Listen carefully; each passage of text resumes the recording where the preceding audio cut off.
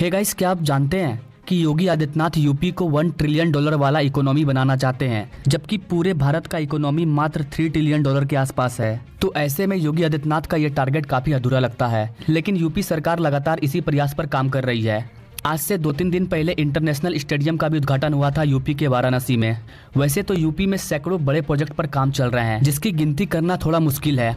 इस वीडियो में हम बात करने वाले हैं बुंदेलखंड इंडस्ट्रियल सिटी के बारे में। बुंदेलखंड रीजन में इंडस्ट्रियल सिटी का निर्माण किया जा रहा है। एक्सपर्ट्स का मानना है कि ये प्रोजेक्ट सीएम योगी के 1 ट्रिलियन इकोनॉमी को पूरा करने वाला है। तो चलिए जानते हैं कि कैसे ये सिटी यूपी के तस्वीर को बदलने में ब्रह्मास्त्र साबित होगा।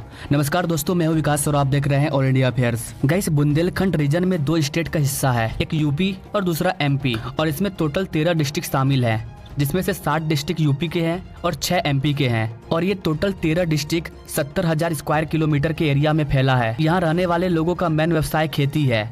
नीति आयोग 2023 के रिपोर्ट के मुताबिक यूपी देश का तीसरा सबसे बड़ा पुअर स्टेट है, जहां पर 44.47% पॉपुलेशन कुपोषित है, यानी कि अंडर नॉरिश्ड है। और यही कारण है कि देश के सबसे बड़े राज्य को बीमारी का राज कहा जाता है। लेकिन योगी आदित्यनाथ अपने स्टेट को बीमारी के राज्यों से बाहर निकालने के लिए इंडस्ट्रियल अप्रोच को चुन रहे हैं। अब आप सोच रहे होंगे कि इंडस्ट्री के निर्माण करने से बीमारी कैसे खत्म होगी, तो आपको बता दें गाइस, ये सारी चीजें एक दूसरे से लिंकअप है। इस तरह का इंडस्ट्रियल सिटी का निर्माण किया गया था 1976 में, जिसे आज नोएडा कहते हैं। आज जो आप यूपी का नोएडा शहर देख रहे हैं, इसकी नींव 1976 में रखी गई थी।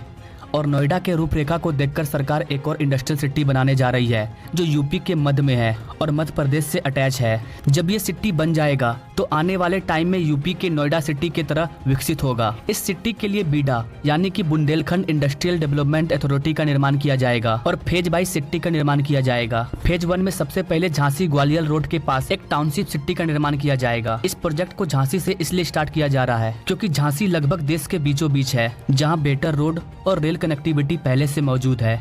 इसका फायदा ये होगा कि आसानी से इंडस्ट्री को स्टेब्लिश किया जा सकेगा, क्योंकि गाइस आपको पता है कि जिस स्टेट की यातायात सुविधा अच्छी हो गई, उस स्टेट को डेवलप करने में ज़्यादा टाइम नहीं लगता। और इसीलिए आप पिछले 5 साल से देख रहे हैं कि हमारी जो सेंट्रल गवर्नमेंट है, वो पूरे भारत में सबसे पहले यातायात साधन पर ज़्यादा ध्यान दे रही है, यातायात सुविधा को बढ़ावा दे रही है। चाहे वो रोड हो, एक्सप्रेसवे हो, रेल कॉरिडोर हो, हवाई पैड हो, इन सारी चीज़ों पर लगातार ध्यान दिया जा रहा है। गाइस, आप सभी जानते हैं कि किसी भी इंडस्ट्री में रॉ मटेरियल और फिनिश गुड को लाने ले जाने के लिए रोड की अहम भूमिका होती है। अगर यातायात सुविधा नहीं होगी तो इंडस्ट्री को इस्टेब्लिश करना इम्पॉसिबल है, क्योंकि एक इंडस्ट्री को इस्टेब्लिश करने के लिए बहुत सारी चीजों की जरूरत होती है, जिसे सिर्फ रोड मार्ग के द्वारा लाया जा सकता है। और झांसी में ये सब चीज पहले से अवेलेबल है और इसीलिए यहाँ इंडस्ट्री इजिली इस्टेब्लिश किया जा सकेगा। यहाँ पर सरकार 35,000 एकड़ की भूमि खरीदने वाली है, जिसमें झांसी के 33 विलेज शामिल है। इसकी कीमत 6,312 करोड़ बताई जा रही है। यूपी के फाइनेंस मिनिस्टर सुरेश खन्ना का कहना है कि इस साल chief minister industrial area expansion and industrial area promotion scheme के तहत 5,000 करोड़ रुपये का एडिशनल लोन साइन किया गया है। गाइस, इस इंडस्ट्रियल सिटी को डेवलप करने का मेन रीजन बुंदेलखंड रीजन में इकोनॉमिक ग्रोथ को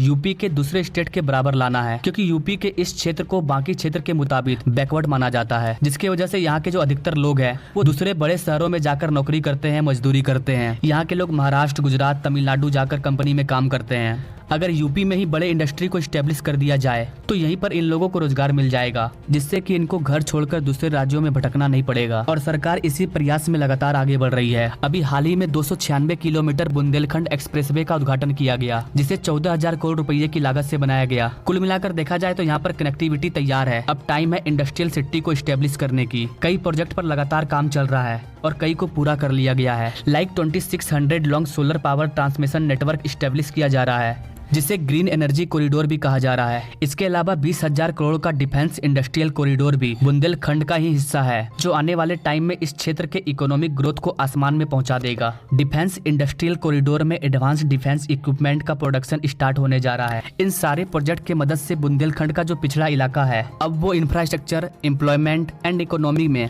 काफी बड़े और पॉजिटिव चेंज की उम्मीद के साथ आगे बढ़ रहा है। बुंदेलखंड को नोएडा मॉडल के आधार पर तैयार किया जा रहा है। दोस्तों, आज आप जिस नोएडा को देख रहे हैं, पहले वो भी एक गांव हुआ करता था, जो आज एक इंडस्ट्रियल हब बन चुका है।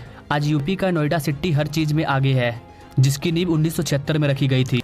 अगर स्पीडली बुंदेलखंड सिटी को तैयार किया जाएगा तो ये विकसित होने में इतना टाइम नहीं लेगा जितना कि नोएडा में लगा। आज के डेट में नोएडा में 5,000 से ज्यादा फैक्ट्री है, जो देश के लाखों लोगों को रोजगार देती है। नोएडा का नाम एशिया के बड़े इंडस्ट्री लिस्ट में शामिल है। आज नोएडा इतना ज्यादा आगे बढ़ चुका है, इसलिए बगल में ग्रेटर नोएडा बनाना पड़ा। आज नोएडा के लोगों को देखकर लगता नहीं है कि वे यूपी के ही लोग हैं। गाइस, ये सब बदला हुआ है उस एक डिसीजन से जब नोएडा के इंडस्ट्री की नींव रखी गई। ठीक इसी तरह बुंदेलखंड इंडस्ट्री की नींव रखी जा रही है। तो गाइस, आपको क्या लगता है, क्या ये सिटी नोएडा की तरह तैयार हो पाएगा? इस सिटी के बारे में आप क्या कहना चाहेंगे? अपने राय कमेंट बॉक्स में जरूर दीजिए। एंड हाँ गाइस, ऐसे ही प्रोजेक्ट के लिए हमारे चैनल से जरूर जुड़िए। Now thanks for watching this video. मिलते हैं नेक्स्ट वीडियो में एक नई जानकारी के साथ। तब तक के लिए जय हिंद।